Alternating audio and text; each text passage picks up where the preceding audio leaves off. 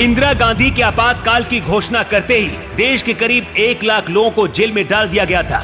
पूरे देश में हड़कंप मचा था, लेकिन नरेंद्र मोदी कहां छिपे थे किसी को खबर नहीं थी। अखबारों के दफ्तर से लेकर हर आम आदमी की जिंदगी ठहर सी गई थी। जिस प्रधानमंत्री की कुर्सी पर आज पीएम मोदी बैठे हैं, इसी कुर्सी में बैठकर 48 साल पहले इंदिरा गांधी ने आपातकाल का ऐलान किया था। अटल, आडवाणी सहित बीजेपी और विपक्ष के बड़े बड़े नेताओं को जेल में डाल दिया गया था, लेकिन दिन रात एक करने के बाद भी नरेंद्र मोदी को पुलिस नहीं पकड़ पाई थी। नरेंद्र मोदी ने अपना ऐसा भेष बदला कि उनके अपने ही उन्हें नहीं पहचान सकते थे। मोदी कहां छुपे हैं और क्या कर रहे हैं, सिर्फ एक आदमी को पता था और किसी को नहीं। इंदिरा गांधी नरेंद्र मोदी को आपातकाल लगाने के बाद भी जेल में क्यों नहीं बंद कर पाई, पूरी कहानी इस रिपोर्ट में आपको बताएंगे।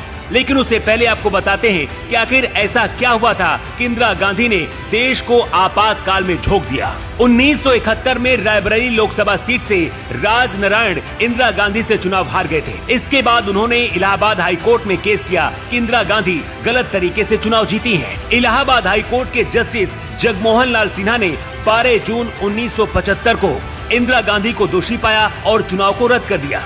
इसके बाद 24 जून 1975 को इलाहाबाद हाई कोर्ट के फैसले के खिलाफ दायर याचिका पर सुप्रीम कोर्ट में सुनवाई हुई।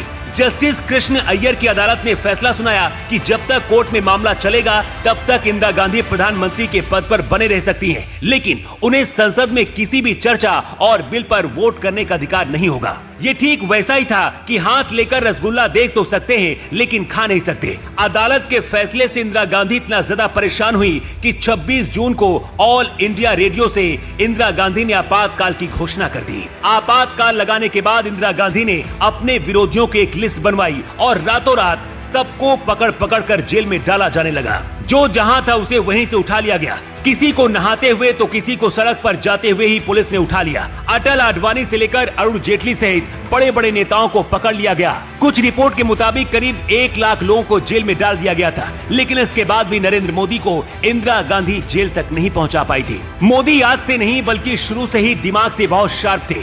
कोई भी मुसीबत आने से पहले ही उन्हें एहसास हो जाता है। आपातकाल के दौरान भी कुछ ऐसा ही हुआ था। जब आपातकाल खत्म हुआ तब नरेंद्र मोदी की वो तस्वीरें सामने आई जब वो सिख बनकर घूम रहे थे। मोदी ने पगड़ी पहन ली थी, मूछें और कुर्तों में भेष बदल कर घूम रहे थे। आसपास पुलिस घूमती रही, लेकिन नरेंद्र मोदी को नहीं पहचान पाई।